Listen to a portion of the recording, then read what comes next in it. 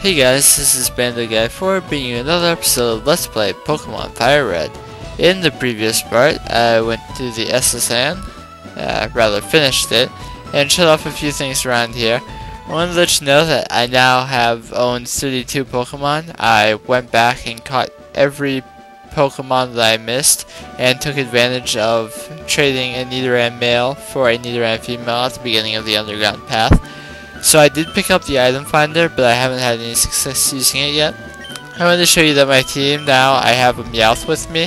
Meowth has an ability called Pickup, where you will randomly find items. I managed to get a TM10 off of it already, which is hidden power, which is pretty cool. But I just thought I'd keep him with me for a while so that I can get a few items off of him. And Mr. Mime also got up to level 21. I believe it was level 19, he had an opportunity to learn both Light Screen and Reflect. Light Screen will cut the damage from special attacks for 5 turns for the whole team. Reflect does the same thing for physical attacks, but I decided that if I'm going to boost defense, I'm just going to do the permanent boost for Mr. Mime, or at least until he gets switched that. So I decided to keep Barrier instead and skip on learning Reflect, at least for the time being. So, this is the Vermilion City Gym. Leader Lieutenant Surge, winning trainers Blue. Yo, champ in the making. Lieutenant Surge has a nickname. People refer to him as the Lightning American. He's an expert on electric Pokemon. Bird Water type Pokemon match poorly against the electric type.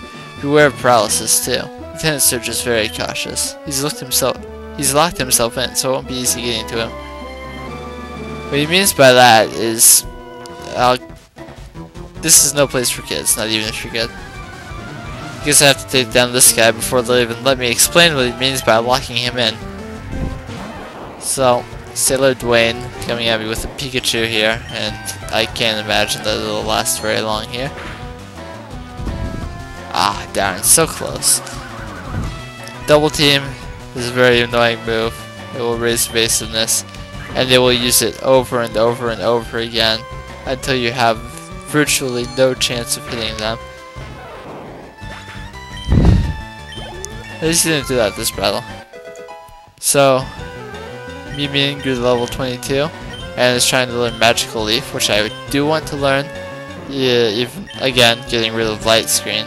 It's a grass type move, and there's a difference between a move that has an accuracy of 100 and the accuracy is those 3 dashes. Those 3 dashes means it will never miss, no matter what, regardless of accuracy changes or evasiveness changes, it will always hit. So, with so many Pokemon here using Double Team, I find that to be a very helpful move to have just learned. And again, very, very close. Anytime now, I'll start one-hit KOing even these Pokemon. But that'll take care of Pikachu, and actually Sailor Dwayne entirely. So, I surprised him apparently. And if you'll let me get by, that's the only trainer besides Lieutenant Surge that you're required to fight. You can see those 2 beams going across. You have to figure out the secret of this gym in order to unlock those. Lieutenant Surge installed the traps in the gym himself. He set up double locks everywhere. Let me give you a hint.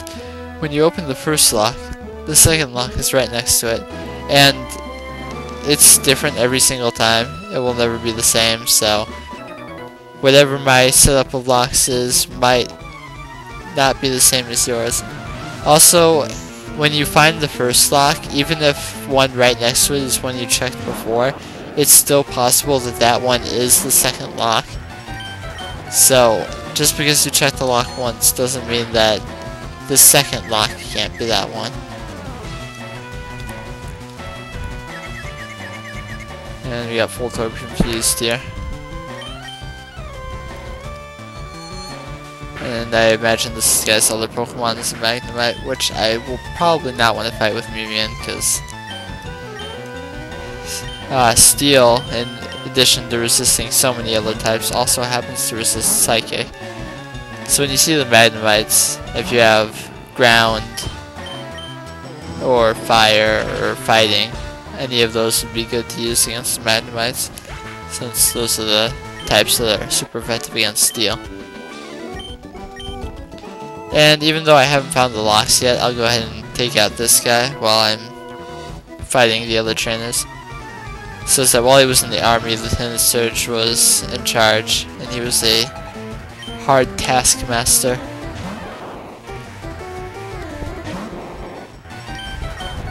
So basically what we know about Lieutenant Surge so far is that he's very cautious, and that he is in the American military. And another Pikachu, and of course Confusion missed, and I accidentally used it again, but fortunately it hit this time. And Mimien grew to level 23. And Gentleman Tucker was defeated, and like all gentlemen, he gave me a bunch of money.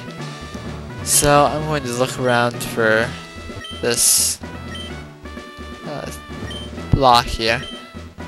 There's a switch under this one, and you can see that took out one of the barriers, and I'll try this one next. And it was the second one. So I'm going to go here real quick and meet you back in here. Okay guys, I'm back, and if you do decide to leave to heal up or something, the locks stay unlocked, so you don't have to do that again. And here's Lieutenant Surge. Hey kid, what do you think you're doing here? You won't live long in combat, not with your puny power. I tell you kid, electric Pokemon saved me during the war. They zapped my enemies into paralysis. The same as I'll do to you. Yeah, he used his electric Pokemon in the war to zap his enemies. So apparently there is a war in the world of Pokemon, and I don't know if that's like our war, or if they use Pokemon to wage war. I really have no idea. But in one way or another, his electric Pokemon saved him, and I'm a little bit over leveled here, even with Mimien. You see his Voltorb there was level 21. And I think his Pikachu's even lower. Yeah, it's only level 18, which a lot of his trainers had Pikachu higher level than that, so Mimien takes that one out in one shot. And goes to level 24. See, I've got pretty nice stat boosts going with Mimien. 2 for most of the stats, sometimes 3. I'm gonna go ahead and throw up a substitute here, in case he tries to do exactly that. He tried to use Thunder Wave, but since I was behind the substitute, moves like that that inflict status ailments do not work. So he keeps on trying to do Thunder Wave, but as long as I'm behind this substitute, it will not work.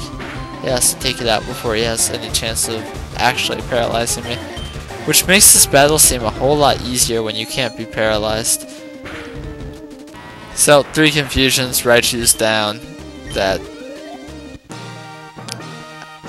yeah. Now that's a shocker. You're the real deal, kid. Fine then, take the Thunder Badge. And you get 2,400 Pokédollars as well. The Thunder Badge cranks up your Pokemon's speed. It also lets your Pokemon fly lightning quick anytime, kid. You're special, kid. Take this. And you get TM34, which is Shockwave? Yes. Teach it to an electric Pokemon. And I will do that eventually, once I have an electric type Pokemon on my team. I know which one. So, I could go ahead and heal, but I'll save that till the end of the episode, so I don't have to deal with it right now. But right now what I want to do is, since I've basically taken care of everything down there now, I want to go ahead and head back to Cerulean City. I'll show you some of the Pokemon that I caught recently here. I managed to pick up another Nidoran and traded it for a Nidoran female. Got Jigglypuff, Zubat, Diglett, Meowth. I picked up another Abra so that I can evolve it. Geodude there. I got the Farfetch'd trade after catching another Spearow. And then I got the Drowsy as well, and picked up a Magikarp by fishing. And a lot of those Pokemon I may evolve later on, but right now I'm just worried about catching the Pokemon that I can find in the wild. I tried using the item finder down here actually quite a bit, I know that there's supposed to be like an ether right near where I'm standing, like right around here or so, but whenever I use the item finder I'm not getting any response from it. So I'm going to wait until I find an area where I know for sure there is a item to show you what the item finder is supposed to do when it finds something. But there are a couple of things that I couldn't do in Cerulean City before, or also that I just forgot to show that I can do now. The first, and what I consider the most important thing, is one of the most important things that's not required in the game, is to come in here. This is the bike shop. You talk to this guy, he says, oh, that's a bike voucher, and he gives you a free bike. If you didn't have a bike voucher, the bicycle would be 1 million Poké Dollars, and you can't possibly carry that much. You can only carry 999,999. So you do need the bike voucher to get the bicycle, and I prefer to have that registered so that I can just bring it up anytime, and you get the awesome bike music. But I'll get off that for now. In this house, I forgot to show this particular in-game trade. Maybe this guy? Ah, yes. If you have a Poliwhirl, which at this point in the game you probably don't unless you traded over a Poliwag and evolved it, or traded over a Poliwhirl, you can trade for a Jinx. It's the only Jinx in the game. Jinx is an Ice Psychic type. It has fantastic special attack and some very good moves to go with it, such as Psychic, Blizzard. It's actually a really, really good Pokemon. I don't plan to use it personally, but if you want something with good special attack and some really powerful moves to go with it, that might be for you.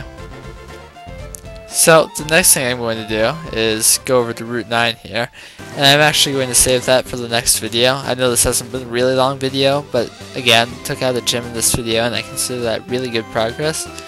So if you liked this video, give it a thumbs up, feel free to comment, and if you liked my videos so far, subscribe because there's more on the way. This has been BIKE 4, and I will see you guys next time.